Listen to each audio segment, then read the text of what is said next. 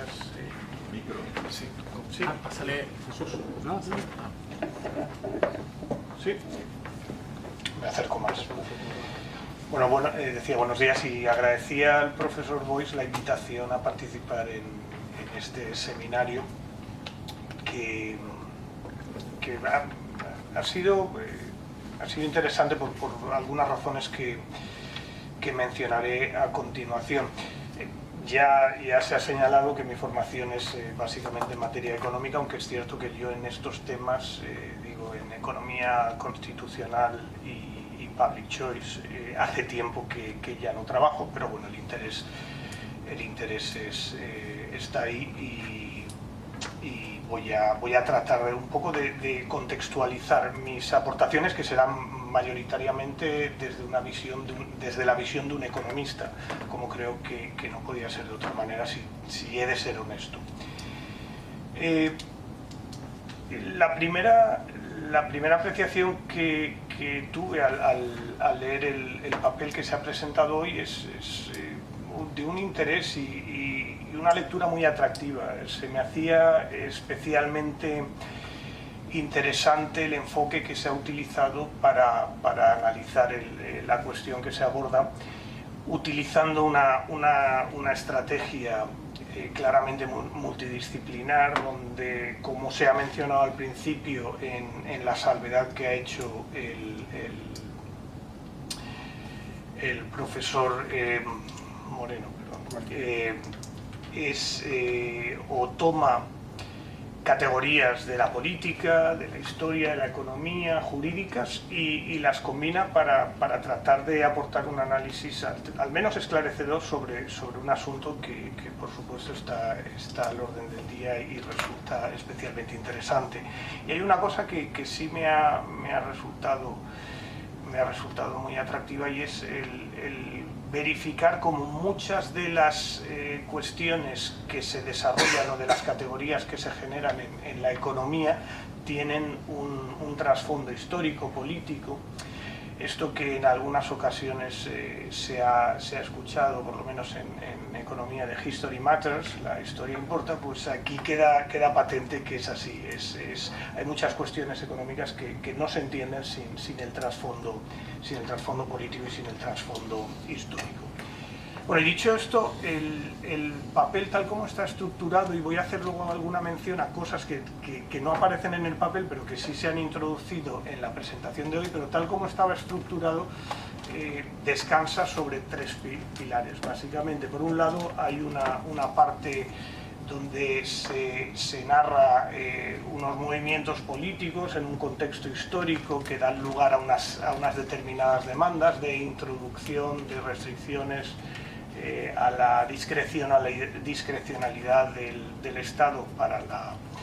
la imposición y para el gasto, las reglas de estabilidad presupuestaria. Por otro lado, analiza el enfoque económico que en un momento del tiempo sirve para legitimar estas demandas, la public choice principalmente, la economía política constitucional, la Escuela de Virginia, y yo creo que la parte donde quizá menos puedo aportar, o menos la que menos he entrado en esta discusión, o menos voy a entrar en esta discusión, son las implicaciones jurídicas de los dos pilares anteriores. Con respecto al segundo pilar, y hablando del programa económico que sustenta estas ideas de estabilidad presupuestaria, y obviamente no se trata de una laguna en el paper, porque no creo que fuera este su objetivo, sí que quiero hacer una mínima aclaración sobre qué supone la economía política constitucional, para contextualizar mi aportación a continuación. Los puntos que caracterizan la economía política constitucional, cuando uno piensa en la economía política constitucional como una escuela generadora de prescripciones de políticas aplicadas, son básicamente cuatro. Por un lado, la introducción de la idea del Estado, de las políticas públicas, como algo que no es exógeno o que no está fuera de los modelos económicos. Las políticas públicas son el resultado de los equilibrios políticos existentes y lo que muestran son las decisiones que se toman en la esfera de lo colectivo por parte de individuos que son racionales y que tienen intereses fijados y que actúan en un marco institucional determinado. Quizá este es el punto de partida de todas las prescripciones que surgen a continuación. Los resultados de las políticas públicas al final son buenos o malos en referencia o en función del contexto institucional en el que se adscriben y sobre todo de los incentivos que se establecen o que se asocian a este. Si deseamos modificar los resultados de las políticas, entonces lo que debemos de modificar son las instituciones. De ahí el énfasis en la reforma institucional que se ha mencionado también en la presentación. Y de hecho este énfasis en reformas institucionales, en reforma de las reglas del juego, implican normalmente las reformas constitucionales y por tanto la necesidad de mayorías cualificadas para tratar de evitar lo que se ha mencionado en algún punto como la tiranía, no sé si lo has mencionado, pero bueno, la tiranía de las mayorías y una cuestión que creo que sobre la que volveré a continuación. Y en tercer lugar, la economía política constitucional no hace un análisis de las instituciones en el vacío, es decir, vamos a analizar qué instituciones pueden mejorar los resultados que vemos en la realidad, pero no vamos a hacerlas en el vacío, sino vamos a hacer un análisis comparativo en función de las instituciones que hay disponibles, del conjunto de reglas que pueden ser disponibles. Ante una afirmación tipo la política es buena o la política es mala, la pregunta de un economista como Buchanan sería ¿comparado a qué? Este es quizá un elemento clave y de ahí que cuando se plantea y en relación con lo que se ha estado hablando en este seminario, cuando se plantea una reforma constitucional o una constitución fiscal, se haga en base al conjunto de instituciones existentes y se utilice, Buchanan siempre utiliza un criterio que es probablemente un criterio que está muy extendido entre los economistas, es el criterio de eficiencia, ¿no? Buscamos el conjunto de instituciones fiscales, en este caso, que garanticen el eficiente funcionamiento o que distorsionen en la medida de lo posible lo más mínimo el funcionamiento de la economía. Y en último lugar, las prescripciones que surgen de la economía política constitucional son de naturaleza o son de largo plazo, es decir, se trata de una discusión sosegada y no de un programa de investigación que proponga intervenciones continuas con el objeto de hacer ingeniería social o algo similar. Este pues es el marco en el cual creo que se desarrolla gran parte del contenido económico que aparece en el paper que se acaba de presentar y si hacemos referencia a la cuestión de la proposición de Buchanan y de la Escuela de Dirección Pública respecto de la Constitución fiscal, yo creo que su idea queda bien estructurada en el paper, en el artículo que publica junto a Brennan en el 77 hacia una Constitución fiscal para el Leviatán, donde fijan las bases de la política fiscal, la fija como una decisión constitucional que exige de mayorías reforzadas por tratarse de una decisión a largo plazo. El resultado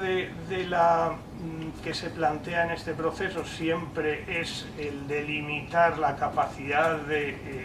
la exacción impositiva por parte del Estado, basado en una hipótesis, y la hipótesis es la incertidumbre de los individuos ante su situación postconstitucional, es decir, el velo de la ignorancia rawlsiano que también aparece en el paper en algún momento. Esta es básicamente el esquema, pero no deja de ser un modelo teórico y no deja de ser un modelo teórico que es o no es robusto a los supuestos de partida y que por tanto cuyas conclusiones podrían modificarse en función de una diferenciación o de una modificación de los axiomas sobre los que se apoya. Y vinculado con esto, un tema que me ha llamado la atención y que yo reconozco que no he identificado o no lo he encontrado así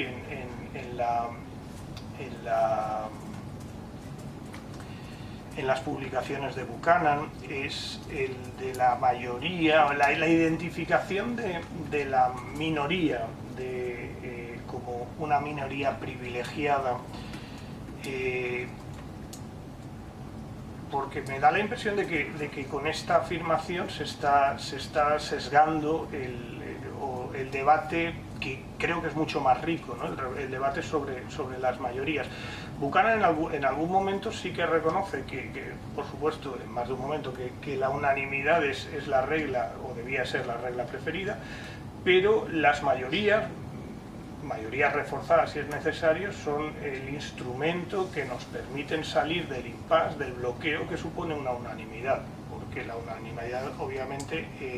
tiene unos costes de toma de decisiones que muchas veces no son asumibles o no son accesibles. En este caso, el concepto de minoría privilegiada me ha resultado un poco confuso. No lo identifico yo por lo menos no con la filosofía de Buchanan. Creo que minoría puede ser cualquier individuo de la sociedad que en un momento dado se enfrente a una situación en la cual debe soportar los costes de una política redistributiva, esté en la escala social en la que esté, independientemente de su posición. Una cuestión que me ha llamado mucho la atención cuando leí el paper es, desde el principio yo veía clara que la motivación era establecer un paralelismo entre los Estados Unidos y el proceso los procesos de constitucionalización de la estabilidad presupuestaria que se han llevado a cabo en Europa. Y sin embargo, en el paper que me he leído, que no en la presentación que acabas de hacer, en el paper es cierto que esto aparece al final, en las consideraciones finales, y muy de pasada, y me sorprendía mucho, porque creo que era básicamente el tema que motivaba toda la discusión. Me ha sorprendido gratamente pues que hayas incluido todas estas cuestiones. Había planteado, de todas formas lo sigo planteando, y había dos cuestiones principales que me surgían a partir de de obviar esta cuestión. La primera era, bueno, cuál era la opinión al respecto del entramado institucional que se estaba creando en la Unión Europea respecto a la estabilidad presupuestaria, porque sí que es cierto que yo creo que uno de los problemas que se mencionan en el artículo desaparecen o se atenúa bastante con el Pacto de Estabilidad, y me refiero a los problemas de aplicación y cumplimiento de la estabilidad, en la medida en que se crean instituciones de carácter técnico, no jurídicas, para la vigilancia del cumplimiento de estos aspectos. Y quizá eliminan esa parte que aparecía en el paper de la judicialización, o los jueces haciendo cuentas y demás. Y luego, y esto también se ha abordado, pero también era una pregunta que me hacía y que gratamente ha respondido antes de que yo la formule: ¿qué legitimidad se le puede otorgar a este pacto de estabilidad, en la medida en que, bueno, sí, aquí se aprobó en el Parlamento con unas mayorías amplias, pero ¿es esto suficiente porque, como bien se ha señalado, se trata de una modificación constitucional, limita la capacidad del sector público para la toma de decisiones en política fiscal? Hay un par de cuestiones más que había señalado y con las que concluiré para no alargar demasiado. La primera era, me ha sorprendido la inclusión de la deuda como algo accesorio. Yo creo que deuda y déficit es, o sea, como un contenido accesorio dentro de las propuestas de constitucionalización de la estabilidad presupuestaria. Yo creo que deuda y déficit se retroalimentan el uno al otro. La deuda es el resultado del déficit y el déficit puede incrementarse si el servicio de la deuda se hace insostenible por unos tipos de interés muy elevados, con lo cual creo que no puede verse el problema, no puede sacarse una cosa y si hablamos de estabilidad fiscal probablemente tengamos que incluir ambas, es decir, no podemos, no son disociables. Además de existir un problema con la deuda que lo has mencionado con respecto a la posición de Jefferson de transferencia intergeneracional de rentas, es decir, estamos redistribuyendo los costes de las decisiones políticas de hoy hacia el futuro con la deuda, con lo cual me parece que es una cuestión a tener en cuenta y que no puede quedar como algo, un punto accesorio dentro del proceso de constitucionalización al que has mencionado. Y luego, y ya para volver y cerrar con el caso de Europa, al final la cuestión era, en Europa la cuestión era muy simple, es decir, hemos constitucionalizado porque no nos quedaba más remedio, porque al final los países del norte de Europa no querían poner más dinero y no nos quedaba más remedio que ante una situación de insolvencia y algunas economías tenían verdaderas dificultades para mantenerse en los mercados, pues se fuerza, con independencia del andamiaje institucional, a introducir reformas y con eso se alivia la presión sobre estas economías. Entonces es todo mucho más... es mucho menos teórico al final, hay mucha más política y mucha menos teoría constitucional y economía detrás de las decisiones que se hayan podido tomar en este respecto, desde mi punto de vista. Y yo creo que